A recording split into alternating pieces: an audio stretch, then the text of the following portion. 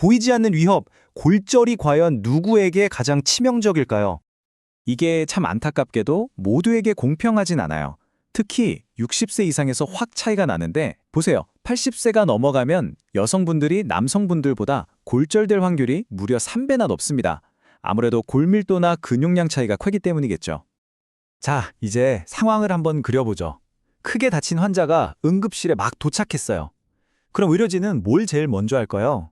아주 체계적인 3단계가 있습니다. 일단 1차적으로는 당장 생명이 위험한지부터 봅니다. 숨은 잘 쉬는지, 피는 많이 안 흘리는지 같은 거요. 이게 안정되면 그 다음에 2차적으로 머리부터 발끝까지 꼼꼼하게 어디가 어떻게 다쳤는지 다 살피고요. 그리고 마지막 3차 조사는 혹시라도 놓친 게 있을까봐 나중에 다시 한번 체크하는 과정이라고 보시면 돼요. 자, 환자 상태를 파악했으면 이제 진단을 해야겠죠? 그런데 여기서 아주 중요한 갈림길이 나옵니다.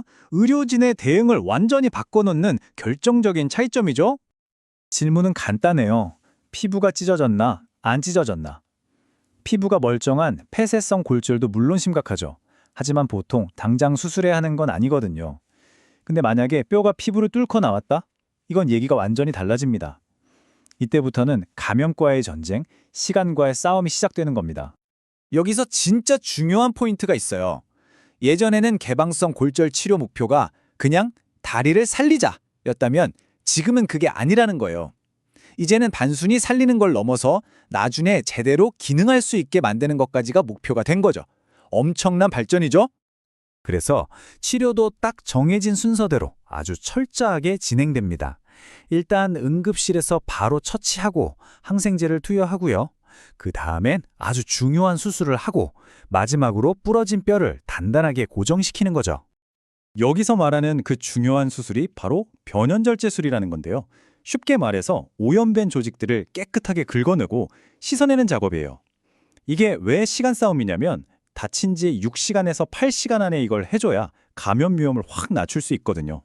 의사들 사이에서 오염을 해결하는 최고의 방법은 희석이다라는 말이 있을 정도니까요. 그러면 뭘 버리고 뭘 살릴지 어떻게 결정할까요? 이때 스컬리의 4C라는 기준을 씁니다. 근육의 색깔, 단단한 정도, 피가 나는지, 그리고 수축하는지 이 네 가지를 보는 건데요. 그 중에서도 가장 확실한 신호가 바로 수축도예요. 살짝 자극을 줬을 때 근육이 움찔 하고 반응하면 아, 이 근육은 살아있구나 하고 판단하는 거죠. 자, 이제부터는 정말 위험한 케이스들입니다. 우리 몸의 중심, 골반이나 척추가 부러졌을 때는 상황이 어떻게 달라지는지 한번 볼게요.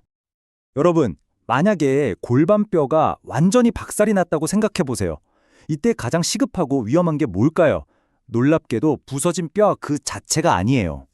진짜 무서운 건 바로 눈에 보이지 않는 내부 출혈입니다. 골반 안쪽 공간으로 어마어마한 양의 피가 쏟아져 나올 수 있거든요. 이게 생명을 위협할 정도예요.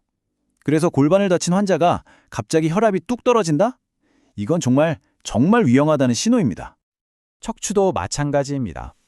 척추가 부러졌을 때 가장 중요한 건 더 나빠지지 않게 하는 것이에요. 이미 다친 척추를 더 건드려서 마비가 심해지는 걸 막는 게 최우선 목표인 거죠. 이 표를 보시면 그 심각도를 좀 더 명확하게 알 수 있는데요. 의사들은 ASII 척도라는 걸 사용해서 손상 정도를 A부터 E까지 등급으로 나눠요. 이걸 보면 다친 부분 아래로 감각이나 운동 기능이 얼마나 남아있는지 알 수 있는 거죠. 자, 지금까지 정신없이 응급실 상황을 따라와 봤는데요. 그럼 우리가 꼭 기억해야 할 핵심 딱 정리해 볼까요? 결국 핵심은 이거예요. 골절 응급처치는 단순히 부러진 뼈를 맞추는 게 아니라는 거. 그 이면에 숨어있는 감염이나 출혈 같은 당장 생명을 위협하는 진짜 위험을 찾아내고 관리하는 게 훨씬 더 중요하다는 겁니다.